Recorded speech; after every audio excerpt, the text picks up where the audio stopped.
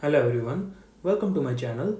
So today we are going to discuss about the criteria for diagnosing the severe community acquired pneumonia, and this form of pneumonia requires very specialized treatment in the intensive care unit with the use of wide spectrum and the reserved group of antibiotics and some other drugs as well for preventing the complications. And we have two criteria falling under this: minor criterias and the major criterias. So let us start talking about what is included in the minor criteria. First of all, it is blood urea nitrogen levels. If it is greater than or equal to 20 mg per dl, then we can say that it is one of the minor criterias. Also remember that when we have 20 mg per dl levels, then we can simply call it as uremia, means the higher levels of urea in the blood. And the next point is mental confusion, or we can say it like delirium. If the patient has trouble thinking or remembering things.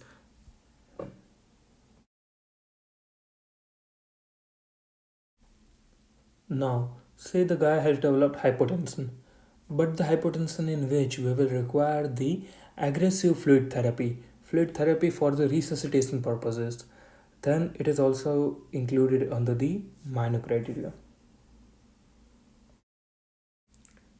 And as we know that the classical pneumonia has a very typical feature of hyperthermia, increased body temperature, but sometimes in the severe form of pneumonia, the patient may also develop hypothermia. In this context, let me add that if the pneumonia doesn't follow the classic disease progression pattern but is accompanied with leukopenia instead of leukocytosis, that is the decreased number of WBCs, which should be increased in this case as it is an infectious process, but we have vice versa. And the serious form of pneumonia has a very distinctive feature, that is it affects two or more than two lobes of the lungs together, and this is a radiographical finding, and we can call it as multilobular infiltrates when there would be infiltrations in two or more than two lobes. We also need to calculate the ratio between the partial arterial oxygen pressure and the fraction of the inspired oxygen. And if it is less than or equal to 250, it fits our criteria.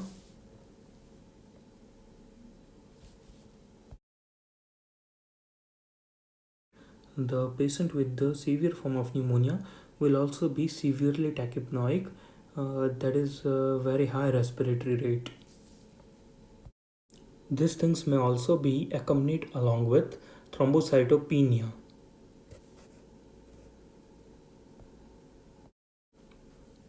And we will talk about how to interpret this after discussing the major criteria, which are only two in number, but they are the absolute indication for ICU. So let us start discussing with the major criteria. All of these were the minor criterias.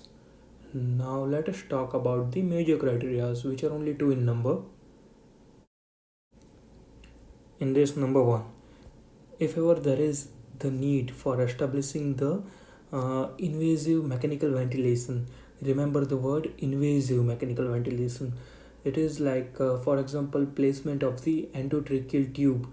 Endotracheal tube is an invasive procedure. So it may come into the multiple choice questions, not as the direct word, but they may also mention endotracheal tube has been placed in the patient. Then remember, it is one of the major criteria.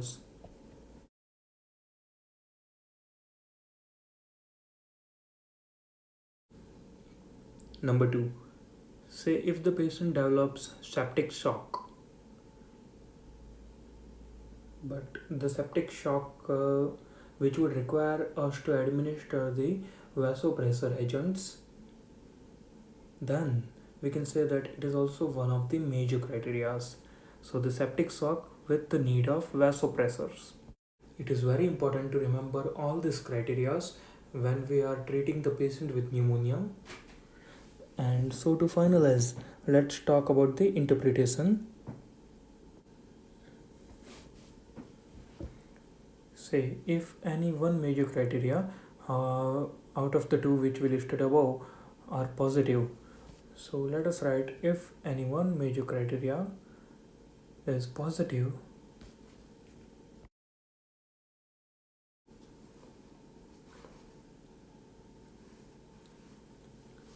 then it is the absolute indication.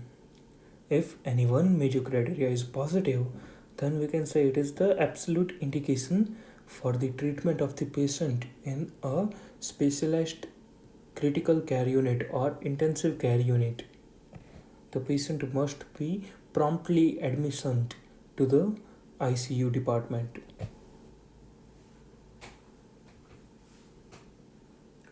Now, what to do if we have one or more minor criteria to be positive? If we are having one or more minor criterias, one or more minor criterias positive, then this indicates us that the patient is at a very high increased risk of death due to the complications from the severe form of pneumonia. Remember, we are talking about the mortality here. Mortality from the complications of the pneumonia. And such patients are often advised to be admitted into the intensive care units to prevent the complications and for quick and efficient treatment. With this, we would end today's video about the discussion of the criteria for diagnosing the severe community acquired pneumonia. I hope that you guys liked the video. Uh, Hope that you guys learned something new today. Please click the bell icon to get the notifications about the new medicine videos which I would be posting regularly. And please comment down the names of the topics on which you would like me to make my next video on. So, thank you guys. Keep studying well, keep learning.